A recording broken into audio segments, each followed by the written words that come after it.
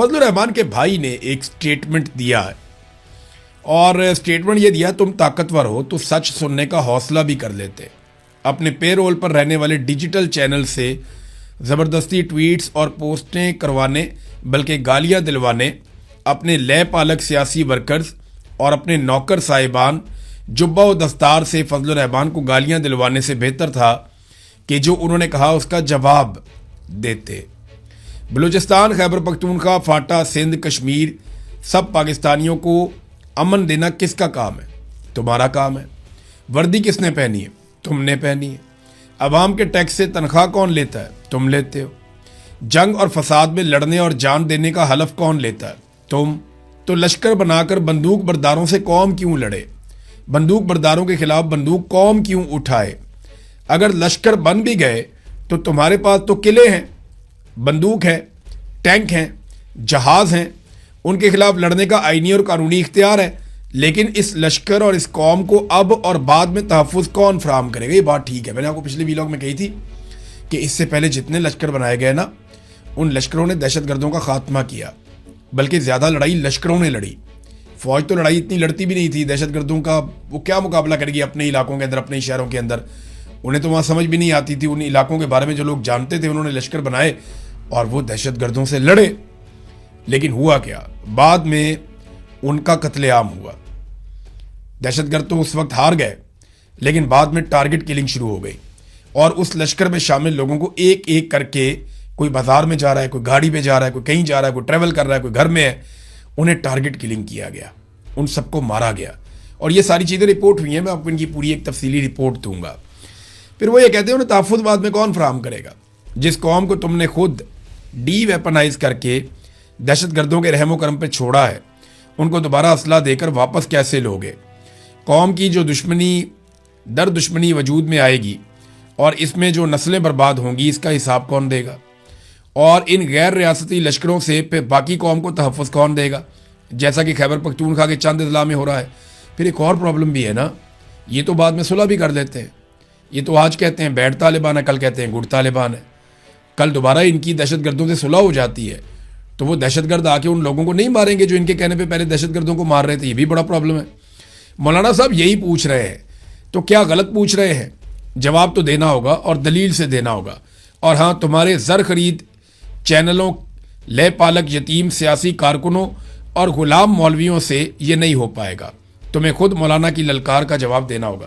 مولانا کی للکار کا ٹرینڈ چل رہا ہے. ویسے فضل الرحمان کی پارٹی کو شاباش ہے، انہوں نے کافی پنگا لیا ہے اور ملٹری اسٹیبلشمنٹ سے ان کی جو اب لڑائی ہوئی ہے تازہ، اس کے ریزن بھی ہیں. دیکھیں نا، فضل الرحمان صاحب کو ایک تو اقتدار میں حصہ نہیں ملا، جو بڑی سخت زیادتی ہے. انہوں نے بڑی خدمات سر انجام دی تھی رجیم چینج آپریشن میں، لیکن اس کے مطابق انہیں سیٹیں نہیں دی گئیں. بنتا تو یہ تھا کہ جب فارم 47 بانٹے جا رہے تھے تو فضل الرحمان صاحب کو 30-40 فارم 47 بانٹ کے ان کی دلی خواہش پوری کی جاتی، انہیں صدر پاکستان بنایا جاتا. وہ نہیں کیا گیا. تو یہ بڑی تکلیف دہ چیزیں ہوتی ہیں. یہ درد وہی سمجھتا ہے جو اس درد سے گزرا ہوتا ہے. اب فضل الرحمان صاحب کو اور ان کی پارٹی کے لوگوں کو کہا جاتا ہے یہ لشکر بناؤ. انہوں نے پول کھول دیا. اور یہ لشکر بنانے کے بارے میں یہ جو قتل عام ہوا ہے نا پولیس والوں کا، سیکیورٹی اہلکاروں کا زیارت میں کوئٹہ کے قریب، یہ واقعات اسی سلسلے کی ایک کڑی بتائے جاتے ہیں. یہاں پہ لواحقین جو ہیں وہ ابھی بھی لاشیں رکھ کر سڑکوں پہ بیٹھے ہوئے ہیں اور ریاست کو کسی قسم کا کوئی احساس نہیں ہے. کوئی اس پہ بات کرنے کو بھی تیار نہیں ہے. پاکستان کے میڈیا کو اجازت ہی نہیں ہے کہ وہ اس کے اوپر بات کرے. وہاں خواتین بھی آ گئی ہیں لواحقین کے ساتھ اور وہ یہ بتا رہی ہیں، خواتین نے وہاں تقریر کرتے ہوئے کہا کہ 2 کلومیٹر دور ایف سی کا قلعہ تھا اور وہاں پہ بھاری ایف سی کی نفری اور ہتھیار تھے، مگر کوئی نہیں آیا. یہ شہید محمد آصف کی ایک رشتہ دار ہیں، وہ بتا رہی تھی کہ نہ تو یہ خود آئے ایف سی والے مدد کرنے کے لیے، فوج یا ادارے خود بھی نہیں آئے، اور اسلحہ پہنچانے والوں کو بھی وہاں جانے نہیں دیا گیا. اور وہ کہتے ہیں ہمارا قصور یہ ہے کہ بلوچستان منرلز سے بھرا ہوا ہے، معدنیات ہیں بہت زیادہ وہاں پہ، اور آپ اسے ہڑپ کرنا چاہتے ہیں. دہشت گردوں نے ہمارے پیاروں کے چہروں پر تیزاب پھینکا. ایسا ظلم تو فلسطین میں بھی نہیں ہوتا.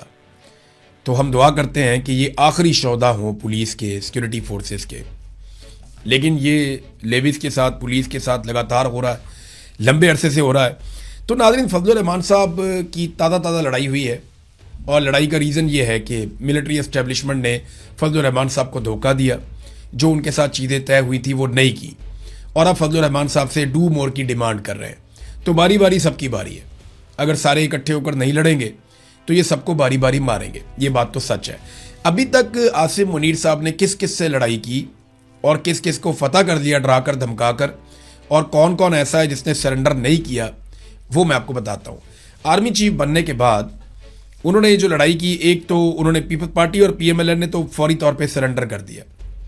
پی ایم ایل این اور پیپلز پارٹی کو انہوں نے فتح کر لیا، اور ان جماعتوں نے مکمل طور پہ ملٹری اسٹیبلشمنٹ یا آرمی چیف کے سامنے سرنڈر کیا ہے، بلکہ اس لیول کا سرنڈر کیا ہے جو تاریخ میں کسی اور پولیٹیکل پارٹی نے نہیں کیا۔ آج آصف علی زرداری جو انقلابی بنا پھرتا تھا، وہ یہ کہتا ہے اپنے جلسوں میں کہ جناب ہم اسٹیبلشمنٹ کے ہاتھ مضبوط کریں گے۔ بلاول بھی اسی طرح کی تقریریں کرتا ہے، جبکہ نواز شریف جو ہے اس کو چپ کا روزہ لگ گیا ہے، اور شہباز شریف اقوام متحدہ تک میں جا کر فیلڈ مارشل کی گردان کرنے سے باز نہیں آتا۔ تو انہوں نے منہ کے اندر جوتا دبایا ہوا ہے اور پالش میں لگے ہوئے ہیں۔ تو اب عاصم منیر صاحب کا تازہ مقابلہ تو فضل الرحمان سے ہے، لیکن ابھی تک جو ان کے مقابلے ہوئے نا، اس میں پہلا مقابلہ انہوں نے عمران خان کے ساتھ کیا، عاصم منیر نے۔ تو اس مقابلے کے نتائج یہ ہیں کہ ابھی تک عمران خان ناقابل شکست ہے، وہ ہار نہیں رہا، بلکہ اس نے جیل سے بیٹھ کر عاصم منیر صاحب کو بدترین شکست دی 2024 کے فروری کے انتخابات میں۔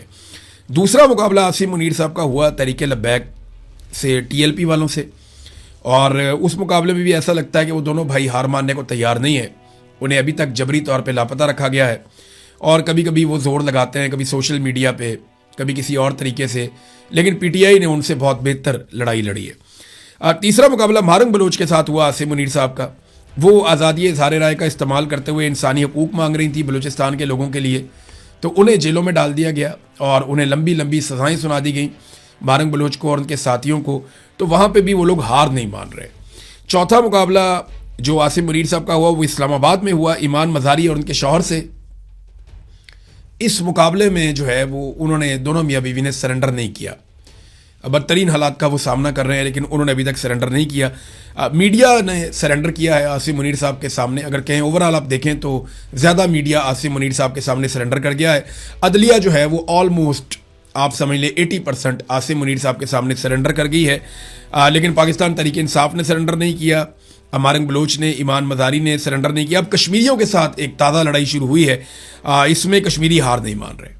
یہاں برطانیہ میں کشمیریوں نے ریکارڈ احتجاج کیا، تاریخی احتجاج کیا، اور کشمیری آزاد کشمیر میں بھی ڈٹ کر کھڑے ہیں، تو وہ بھی ہار نہیں مان رہے۔ اب تازہ لڑائی جو آخری ابھی شروع ہوئی ہے عاصم منیر صاحب کی، وہ ہے فضل الرحمان صاحب سے۔ تو دیکھتے ہیں کہ فضل الرحمان صاحب کب تک لڑ پاتے ہیں۔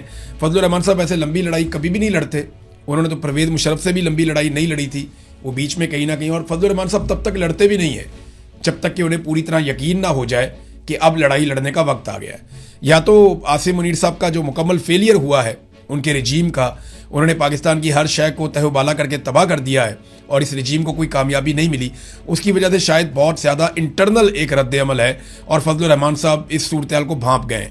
ورنہ فضل الرحمان صاحب موقع محل دیکھے بغیر کبھی بھی لڑائی میں اترتے نہیں ہیں، یہ بات ہم سب بڑی اچھی طرح جانتے ہیں۔